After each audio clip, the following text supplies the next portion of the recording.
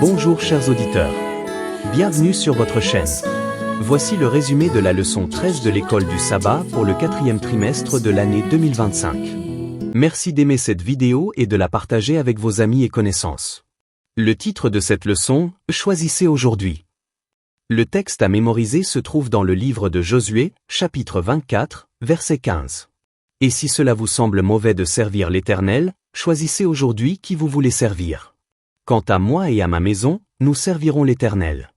À la fin de cette leçon, vous écouterez le chant lié à ce verset. Chers auditeurs, le dernier chapitre de Josué nous amène à un moment solennel et profondément significatif de l'histoire d'Israël. Josué, désormais âgé et proche de la fin de sa vie, rassemble la nation une dernière fois, non pas pour une bataille ou une conquête, mais pour prendre une décision. Il ne s'agit pas de l'annonce d'une nouvelle alliance, mais du renouvellement d'une alliance existante, dans le cadre de la structure familière des anciens traités d'alliance. Dieu s'identifie comme le Seigneur de l'Alliance, rappelle ses actes puissants, appelle à une loyauté exclusive, expose au peuple les conséquences de la fidélité ou de la rébellion, et établit des témoins de la décision prise. Ce qui rend ce moment particulièrement puissant, c'est le contexte. Israël est installé. La terre leur appartient. Les combats sont en grande partie terminés. Maintenant, le véritable test commence. Non pas s'ils peuvent conquérir avec des épées, mais s'ils peuvent rester fidèles dans la paix. Josué leur rappelle qu'ils n'ont pas besoin d'un roi humain, Yahweh lui-même est leur roi. Leur sécurité future ne dépend pas des armées ou des dirigeants, mais de leur loyauté quotidienne et délibérée envers le Seigneur. La leçon s'ouvre sur une vérité intemporelle, chaque génération doit choisir elle-même qui elle servira. La foi ne peut être héritée. L'engagement ne peut être présumé. Chaque cœur doit répondre à l'appel à nouveau. La leçon du dimanche. Vous étiez là. Josué rassemble tout Israël à Sichem, un lieu chargé de souvenirs sacrés. C'est là qu'Abraham a reçu pour la première fois la promesse de Dieu concernant la terre et qu'il a construit un autel pour l'adorer. Aujourd'hui, des siècles plus tard, Israël se tient au même endroit, la promesse ayant été accomplie. La géographie elle-même fait partie du sermon. Dieu a été fidèle depuis le tout début. Josué retrace l'histoire d'Israël, mais l'accent mis est frappant, Dieu est l'acteur principal. À maintes reprises, le Seigneur dit, « J'ai pris, j'ai donné, j'ai envoyé, j'ai délivré, je vous ai fait sortir. » Israël n'est pas loué pour sa force ou sa sagesse. On lui rappelle que son existence en tant que nation est entièrement le résultat de la grâce divine. Si Dieu n'était pas intervenu, ils seraient toujours adorateurs d'idoles comme ses ancêtres. Josué brouille délibérément la frontière entre les générations passées et présentes. Bien que la plupart de ses auditeurs n'aient pas personnellement vécu l'Exode, Josué parle comme s'ils y avaient participé.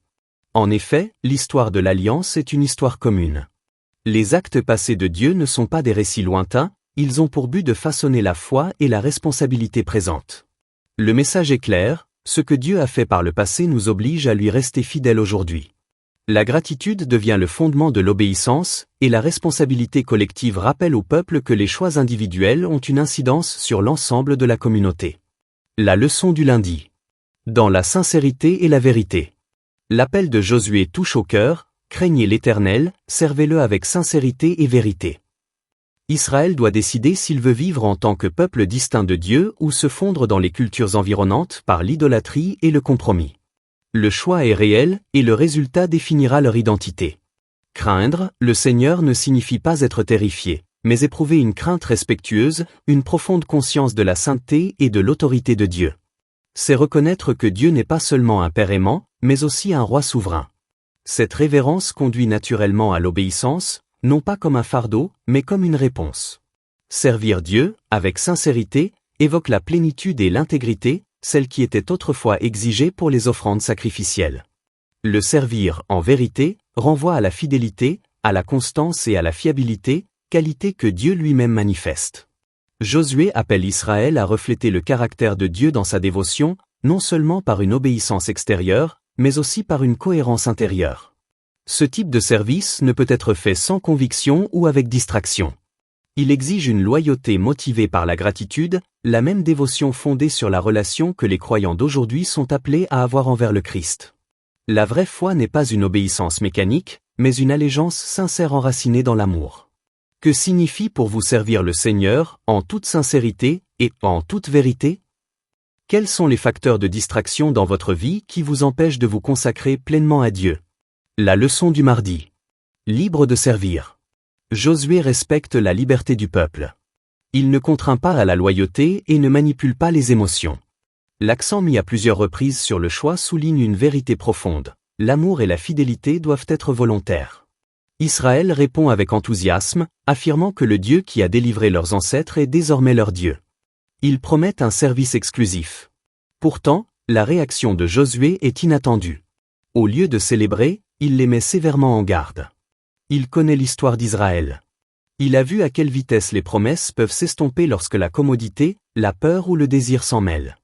Josué veut qu'ils comprennent que servir Dieu n'est pas un engagement anodin.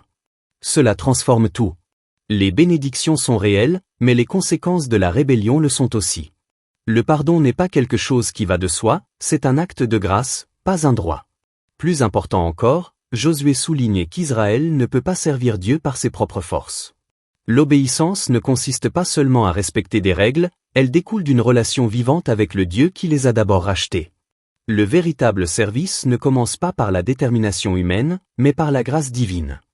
La leçon du mercredi. Les dangers de l'idolâtrie. La menace de l'idolâtrie n'est pas théorique. Plutôt, dans les plaines de Moab, dans un contexte similaire, Moïse avait demandé la même décision. Les dieux qui sont maintenant en vue ne sont pas ceux d'Égypte ou ceux d'au-delà du fleuve, mais ils se trouvent parmi eux. C'est pourquoi Josué supplie son peuple de tourner son cœur vers le Seigneur. Malgré les promesses confiantes d'Israël, Josué insiste à nouveau, « Éliminez les dieux étrangers parmi vous ». Cela révèle une réalité qui donne à réfléchir. L'idolâtrie n'est pas une menace lointaine, elle existe au sein même de la communauté. Josué appelle le peuple à incliner son cœur vers le Seigneur, à se pencher, à tourner intentionnellement sa vie intérieure vers lui. Le cœur humain ne se tourne pas naturellement vers Dieu. Laissé à lui-même, il dérive. La fidélité exige des choix délibérés et répétés. Le peuple répond en disant « Nous écouterons sa voix ». Ce langage met l'accent sur la relation plutôt que sur le rituel. Dieu désire la conversation, la confiance et l'attention, et non un légalisme froid. Pourtant, il est frappant de constater que le chapitre ne mentionne jamais la suppression effective des idoles. Ce silence est intentionnel, laissant l'histoire inachevée. Le message va au-delà de la génération de Josué. Chaque chrétien est invité à répondre à la même question. Agirez-vous vraiment selon vos promesses? La grâce couvre l'échec, mais elle ne supprime jamais l'appel à choisir à nouveau. La leçon du jeudi. Bien finir. Le livre de Josué se termine par la mort et l'enterrement, mais aussi par l'accomplissement et l'espoir. Josué, Éléazar, le grand prêtre, et les ossements de Joseph sont enterrés dans la terre promise par Dieu. L'errance est terminée. La promesse est devenue réalité. Cette scène finale relie le passé, le présent et l'avenir.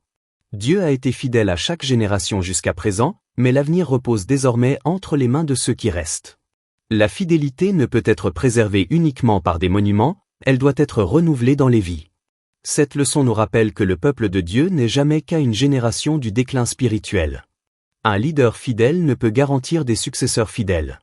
Chaque génération doit répondre personnellement à l'appel de l'Alliance. Josué a bien terminé parce que sa loyauté n'a jamais faibli. Comme Paul des siècles plus tard, il a mené le bon combat. La question se pose maintenant à l'intérieur de nous-mêmes, quel choix devons-nous faire aujourd'hui pour terminer avec la même assurance? La leçon du vendredi. Réflexion supplémentaire. Ellen Golden White souligne le danger que Josué a reconnu, l'idolâtrie cachée, masquée par une religion extérieure. Beaucoup professaient leur loyauté, mais leur cœur restait divisé. L'appel final de Josué ne concernait pas la formalité, mais la transformation. L'alliance a été consignée par écrit et une pierre a été érigée en témoignage, non pas parce que Dieu avait besoin de rappel, mais parce que les hommes en avaient besoin. La pierre symbolisait la responsabilité envers les générations futures, leur rappelant que les paroles de Dieu avaient été prononcées et entendues. La leçon se termine en revenant à la vérité centrale, la foi est toujours un choix. L'amour ne peut être forcé. La loyauté ne peut être héritée. Chaque cœur doit décider, encore et encore, qui il servira. Et ainsi, comme Israël à Sichem, comme Josué à la fin de son voyage, l'appel résonne encore aujourd'hui. Choisissez aujourd'hui. Que Dieu vous bénisse.